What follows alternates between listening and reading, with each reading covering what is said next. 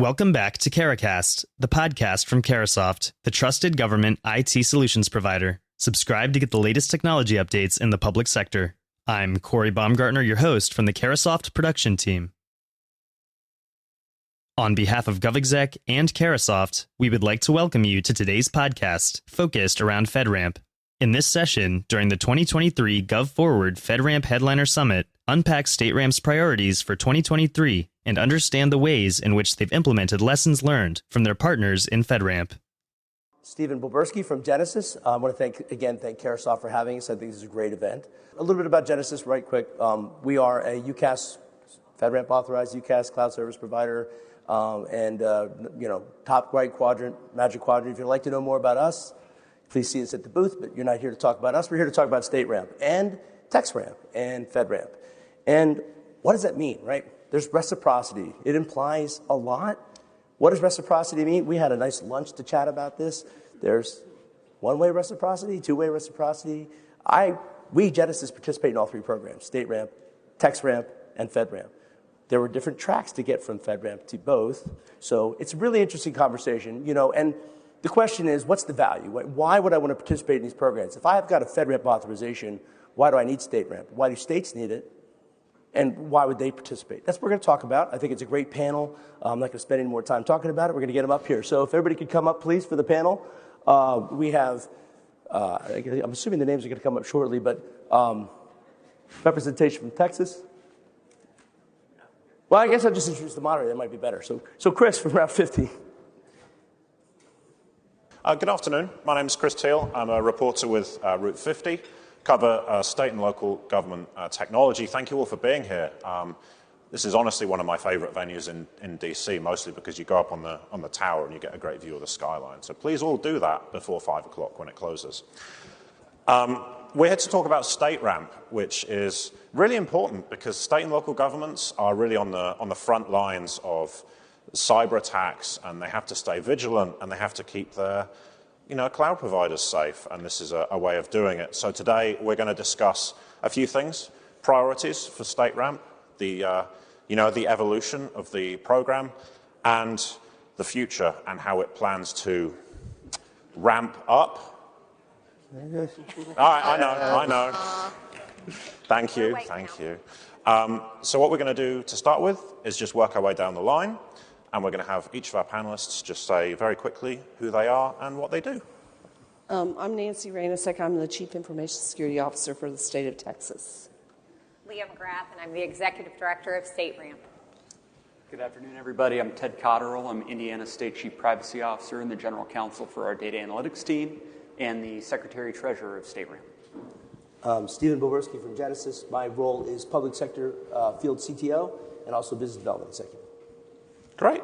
And Leah, I'm going to start with you, if that's all right. I'm just curious for you to kind of talk us through a little bit about what StateRAMP is and your kind of aims, but also, how it compares to FedRAMP, and I guess maybe some lessons that you've learned from your colleagues in the federal department. Yeah, definitely. StateRAMP is a nonprofit. We were founded by a group of public and private sector leaders who came together to address a lot of what we've been talking about today, which is really supplier risk, and to say how can we come together to create a shared risk authorized management program so that providers can benefit when they're serving states, locals, K-12, higher ed, you name it, in the public sector. How can providers benefit by verifying that security posture once in order to serve their many government customers? And then how can states and locals really benefit by being able to rely on that risk authorized management program so they're not having to do their own assessments over and over again, but instead can really shift to managing risk and the things that only they can do. So as how do we compare to FedRAMP? That's like one of the number one questions that we hear. And so since everyone here is familiar with FedRAMP, it's a great way to kind of baseline level set. And we were founded, really our steering committee came together in 2020. So we had the advantage of years of lessons from the federal government and FedRAMP, and really we're able to stand on those shoulders to say, hey, what has worked well? What could maybe work better? And as a nonprofit, we have the flexibility to say, and how can we do it maybe a little differently to serve where states and locals are and where the providers are who are serving them and their needs. And so similarly, StateRAMP and FedRAMP's security requirements and security framework are both based on NIST 853, both transitioning right now from Rev 4 to Rev 5. Both require or have statuses that are called StateRAMP Ready, StateRAMP Authorized. Sound familiar? Similar to FedRAMP Ready and FedRAMP Authorized. And so both of those processes to achieve StateRAMP Ready or Authorized or FedRAMP Ready or Authorized are similar in that they both require an independent audit by a third-party assessing organization, and then that information is validated and verified by the PMO. Both have really strong foundations in continuous monitoring, and we all know that there's more we can do to be better, but that's where it starts to say, let's begin with that continuous monitoring. How we're different, some of the key differences. We have a centralized program management office, so our security team, rather than having each state or each agency or local do that review of the security package and have responsibility for ConMon, our centralized security team does that. And so StateRAMP, we have a board, several committees. They set the standards, and then our security team is the one who's really making sure those standards are met in order to achieve those authorizations.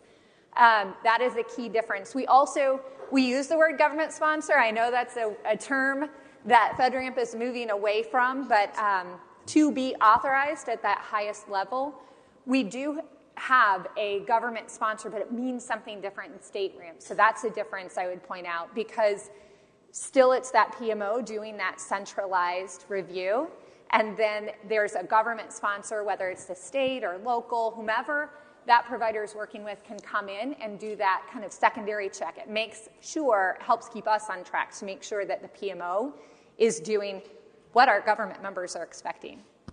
And we have an approvals committee. So if you don't have, this is really important. This came up a lot in our learnings when we were forming, is that, hey, you may have a product that you want to bring to market that you'd like to bring through the process, but you don't have a government customer. Or maybe you do, but they're not interested in being a sponsor. So how do we get that product through the process? We have an approvals committee who is comprised of 5 government officials who serve collectively as that approving body, kind of that second check. The other ways that we're different, just real quickly, we also have another program that is different, that doesn't exist in the FedRAMP space, and it's called our Progressing Snapshot Program.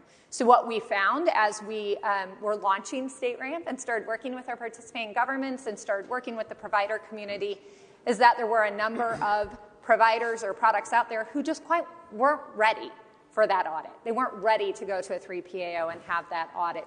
So what do we do in the interim? And we found we were starting to develop all these resources and education.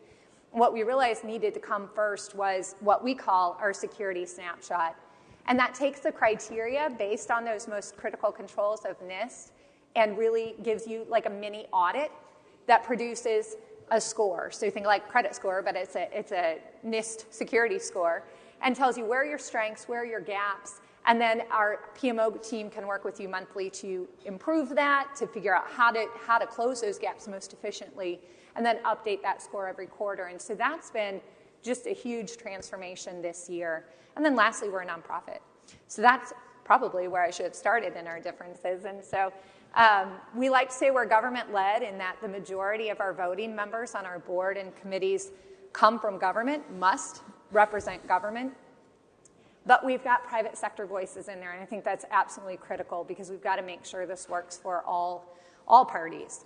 And it's been really, really awesome journey and a lot of fun this year as we've been seeing it put more kind of to work. Great.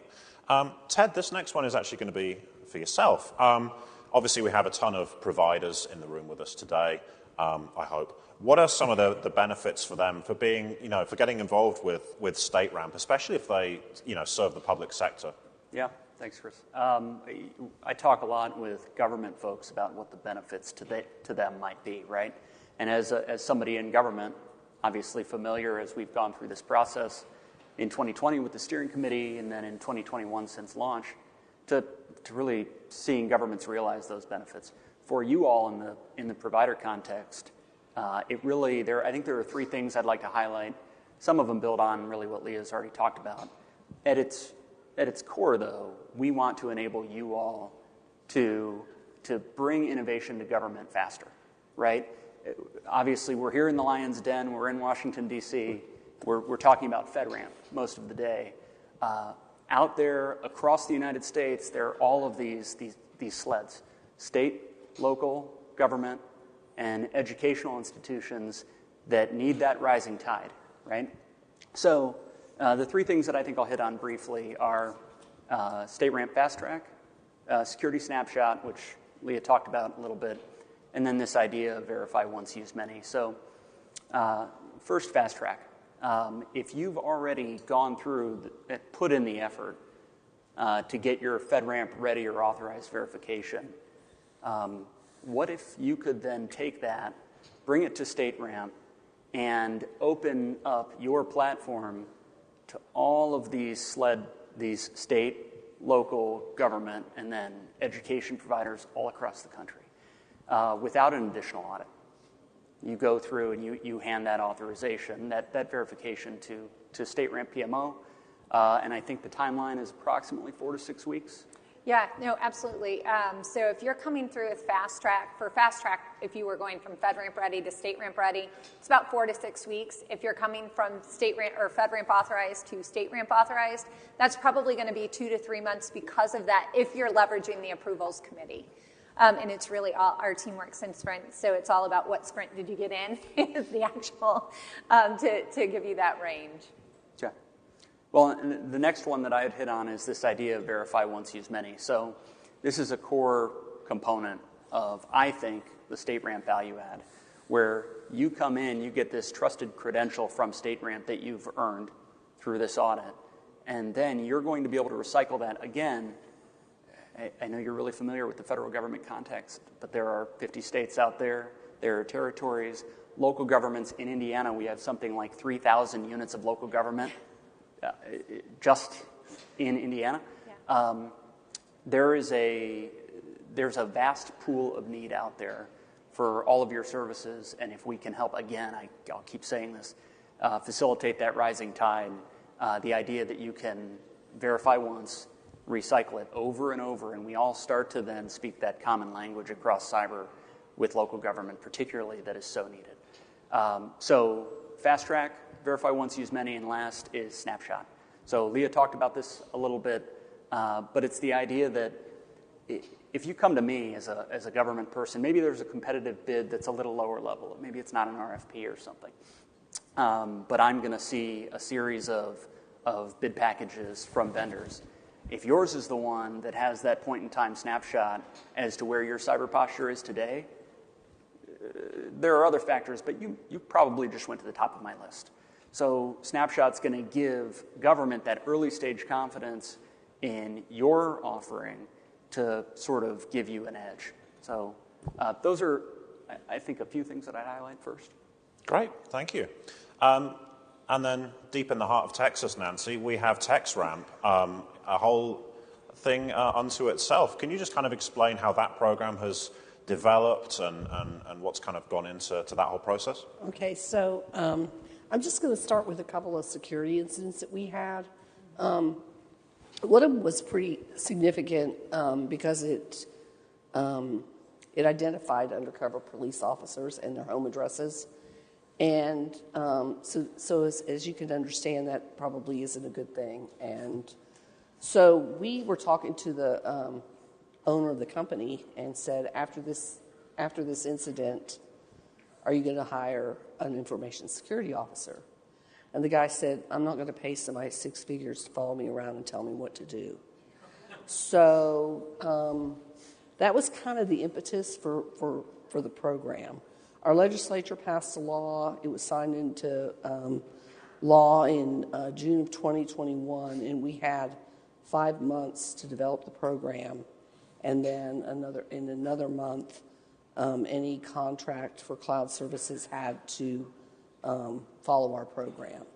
And so we had to really get started fast, and we borrowed or stole a lot from the other RAMP organizations to stand it up. It's based on NIST 853, and essentially we're not asking companies to do any more than we require of our state agencies. So that's how we developed it. It was done very quickly, and so it continues to evolve over time. We're getting ready to make a new evolution that I can't talk about until it's October, when it hopefully will be final. Of course you can. We're all friends here. Of course you can. Yeah, we talked about making news. Yeah, exactly. Yeah. Not going to.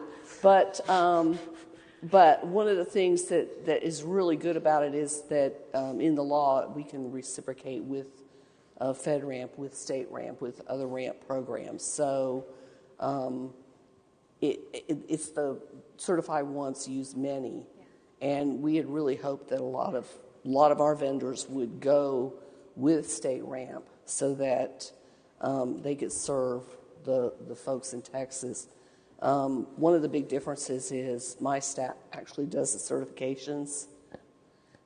So they, you provide your artifacts to us, and we do the certification. So it takes a lot of time on our behalf, but it doesn't cost any money. So yeah. Great. Well, we have a few minutes left, and so I have a few general questions for each of you. And Leah, I'm going to come back to you to start with, and then we're going to kind of work our way around. One of the big focuses is kind of improving communication between government, the vendors, getting everyone to play nicely. How's that going? Are we getting there? Do you still feel like a play school teacher trying to get everyone to behave themselves? What are we talking about here? You know what was really fun this year is we started what I would call kind of version 2, or the next generation. It's like if you've ever been a part of a first generation HOA, right? And then you have new HOA members come on. I was deputy mayor of the city. I felt like I was the head of one big HOA for a long time. And so this really resonated with me. But and then you bring new members on, and they're like, well, why is that paint color okay or not approved? And you have to kind of begin with the why. Well, this year, where we launched in January of 2021, and our committee terms and board terms and all that are 2 years. And so January of 2023, we brought on some new members. We saw some transition. We were in that second generation of committee members, and we were meeting with our standards and technical committee and our appeals committee. It was a joint work session, and someone said, hey, why are we doing NIST 853? And it was like, oh gosh, we haven't had that conversation in a few years, right? Like, why wouldn't you?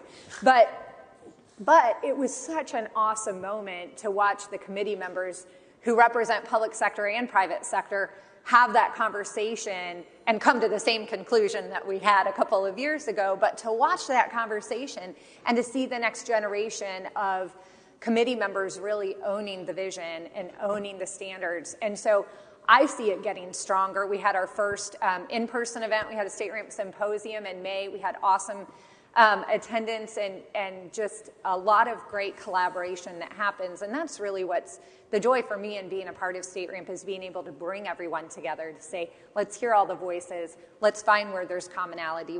Let's find where we can have that shared vision or understanding of standards. And we were talking earlier, if we can get 80 or 90% there, man, that view is so good still, right? And if there's a little delta from state to state, those are pains that we can work through rather than having to climb that mountain one at a time. And so I think it's going really well. It was evidenced by, I think, the committee work this year that has been done that I know we're going to talk a little bit about what's next, so I'll hold it until then. Yeah.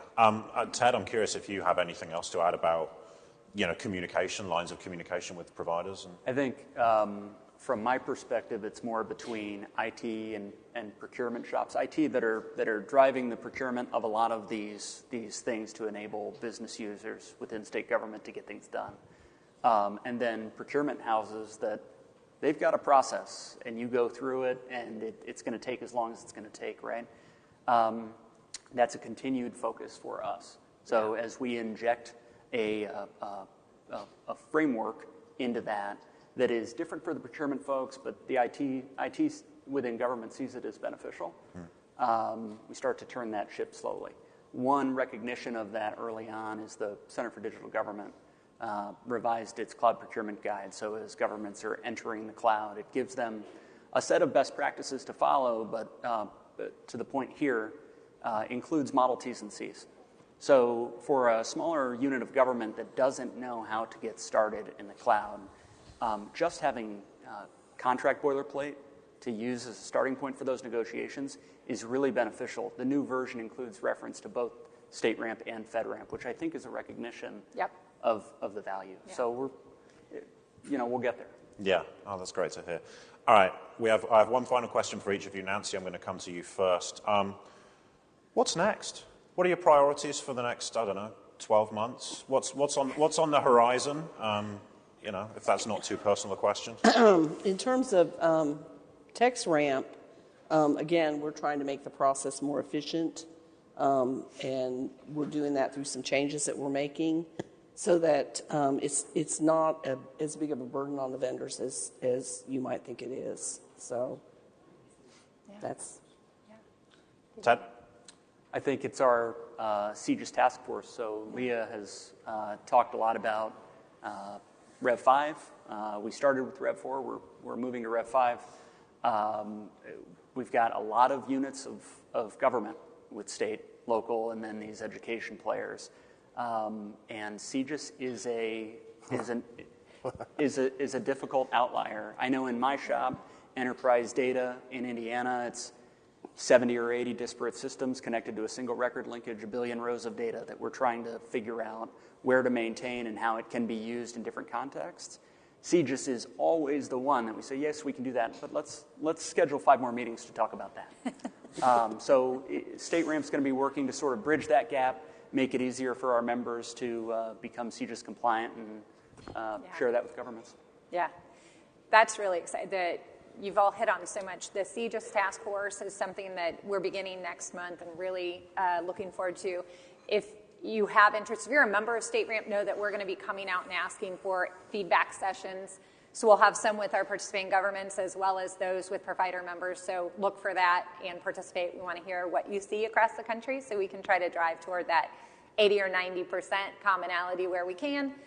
But that's going to be a fantastic effort. We also have a joint task force with NASPO, the National Association of State Procurement. So we've got a joint procurement-focused task force where we're taking that Center for Digital Government Guide, and then we've really been putting it to work to say, okay, as you know, about half the states have, I'm going to use adopted, in quotation marks, adopted StateRAMP in some way. So what we're seeing this year is a handful who are really putting it to work to implement it. And what does that look like? What does that mean? So we've got some sample standards, sample policies, sample T's and C's that we go a little bit deeper with than the CDG guide did. And so we're going to be working with the NASPO task force, our joint task force, to work through those documents to really drive toward, again, commonality. Because if we have standardization to some degree in InfoSec, wouldn't it be great to also have a standard approach in procurement across the states? And so that's a big initiative that will begin as well next month, working with NASPO and any public procurement officials. So many other things, just continuing to build out our resources on our website and drive toward more education. So we are always looking for information. We just had our first Provider Leadership Council meeting, looking for input as you have ideas, suggestions, you experience StateRAMP going through a process. We want to hear what worked well, what didn't. So I think what's been really cool, we were talking about with TexRAMP and StateRAMP, we launched, we learned, we've iterated. And we'll keep doing that, and we do that based on the input that we hear from our members and stay very closely, with what is happening in the state of Texas as well, so that to the degree we can provide that certify once to use many, whether it's in Texas or anywhere else, that's our goal. So really appreciate you having us here today. So you might say that you're ramping up. I'm wrapping up. Good. On that note, we're out of time. Please join me in thanking our panelists. Thanks for listening, and thank you to our speaker, Anil Carmel. Don't forget to like, comment, and subscribe to Carahcast, and be sure to listen to our other discussions. If you'd like more information on how Carahsoft can assist your organization, please visit www.carahsoft.com or email us at fedramp@carahsoft.com. Thanks again for listening, and have a great day.